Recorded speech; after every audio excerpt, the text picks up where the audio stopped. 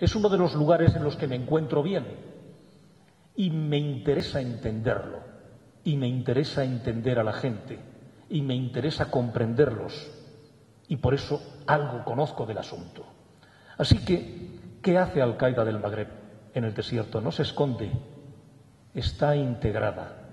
¿Y por qué está integrada? Aquí hay un complejo extenso en el cual hay unos fenómenos estructurales antiguos y hay unas situaciones presentes.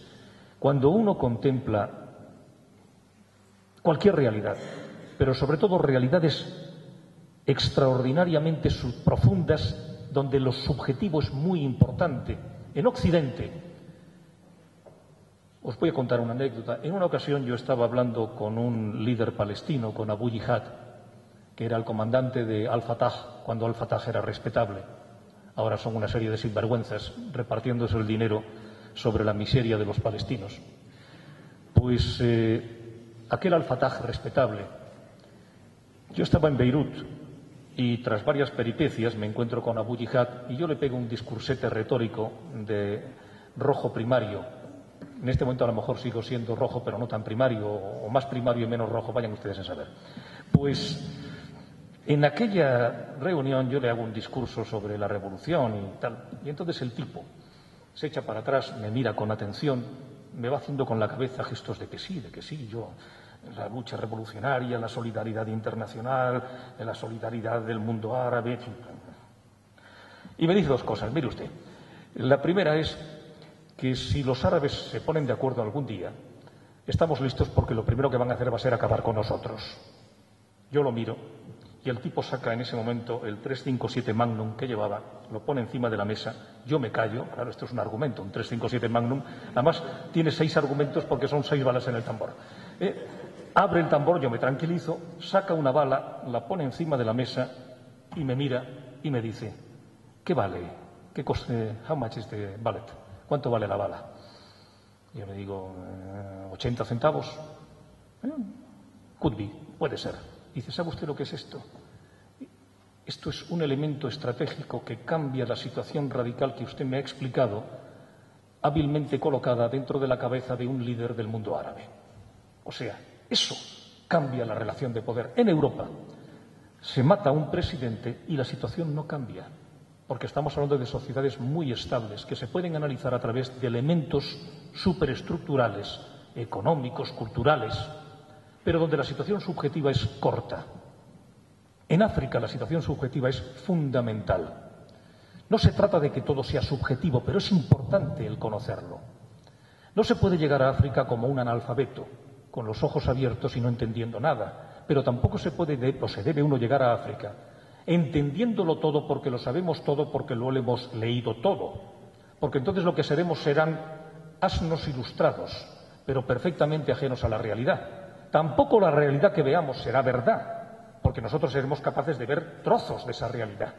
Pero esos trozos de realidad, con una dosis de humildad y con esfuerzo y con las ganas de aprender, con humildad, sin dar lecciones permanentemente porque pocas podemos dar en casa ajena, no por respeto ni por educación, sino porque ellos saben más que nosotros de lo suyo. Esto es evidente.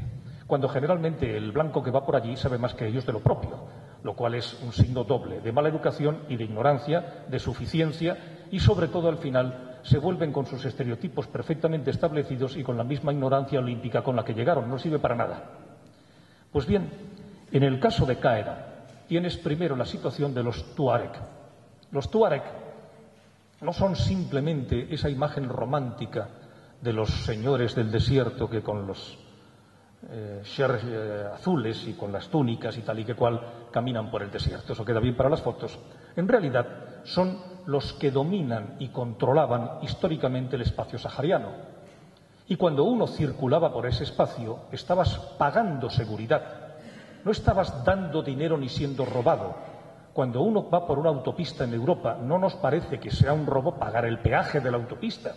Por lo tanto, cuando entrabas en Agadez o en un espacio, en el Hagar o en cualquier lugar Tuareg, la tribu local es la que te garantizaba tu seguridad a cambio de un tributo o de un peaje. Cuando llega el mundo moderno, ese tributo y ese peaje desaparece porque el Estado garantiza la seguridad.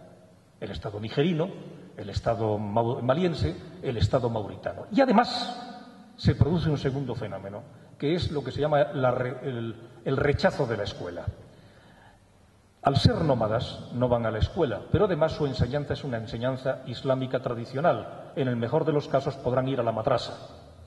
Los occidentales, los franceses, llegan e implementan escuelas modernas que no son escuelas tradicionales. A esas escuelas van los paganos convertidos o los cristianos. Y en consecuencia tienen una educación superior técnica. No porque la educación cristiana sea mejor, sino porque los franceses traen una educación más moderna. Y cuando se produce la independencia la reciben generalmente las tribus del sur, que van a pasar a ser los receptores del Estado, de las manos de los colonizadores franceses. Y quedan olvidados los viejos señores del desierto, que además, y esto es así, eran los que esclavizaban a los del sur para vendérselos a los argelinos, o a los libios, o a los tunecinos, o a los marroquíes como esclavos. Por ejemplo, las escoriaciones que algunas tribus africanas tienen muy fuertes en la cara es una forma de afearse para que no sean esclavos vendibles en las mujeres y en los hombres, convertido posteriormente en tradición. En consecuencia, los tuareg se encuentran olvidados por la administración del sur, dirigidos por gente del sur cuando ellos eran los amos y los señores, en un espacio que ya no dominan, con una economía que ha desaparecido, con unos oasis que los consume el desierto por la desertificación, olvidados y abandonados. Y de repente llegan unos tipos que les respetan, que les proporcionan armas, que les dan una ayuda incluso económica, que se integran, se casan con las esposas, con las hijas, dentro de la admisión y del reconocimiento de la autoridad moral. Por esa razón, Al-Qaeda del Magreb está sólidamente implementado en las zonas norte tuareg. En el momento en el que las tribus tuareg rompan con Al-Qaeda, en ese momento Al-Qaeda dura entre 2 minutos y 2 minutos 20 segundos. Porque no es posible estar en un territorio en el que la tribu local no te permita estar, porque son los que la conocen. Por lo tanto, la primera de las cuestiones es, no se puede uno aproximar al fenómeno de Al-Qaeda del Magreb bajo un planteamiento de seguridad militar o policíaco, porque lo que estamos haciendo entonces es dar la contestación de la porra y del golpe que afianzará más todavía el sentimiento de persecución de unos tuareg que ya tienen una situación de rebelión histórica, antes incluso que llegara Al-Qaeda del Magreb. En consecuencia, ¿yo qué es lo que estoy propugnando? Que tengamos un elemental sentido común, que no demos contestaciones puras de seguridad primaria, consecuencia de un análisis puramente de seguridad y de lucha contra Qaeda. Que Qaeda es un riesgo importante, porque va a significar una desestabilización de toda la franja sahariana.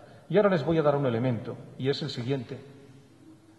Libia, históricamente, Gaddafi, desde la localidad de Sebha, Sebha y Matensarra, pero fundamentalmente Sebha, ha sido uno de los lugares donde ha ido entrenando todas las rebeliones y revoluciones pseudas y falsas y verdaderas del mundo árabe y de África en general.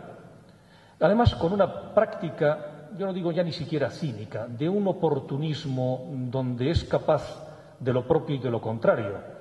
Nos acaba de hablar la compañera de la ayuda que Libia hace a la formación de profesores y de titulados en árabe en la Universidad de Kampala. Pero el recuerdo que tienen los ugandeses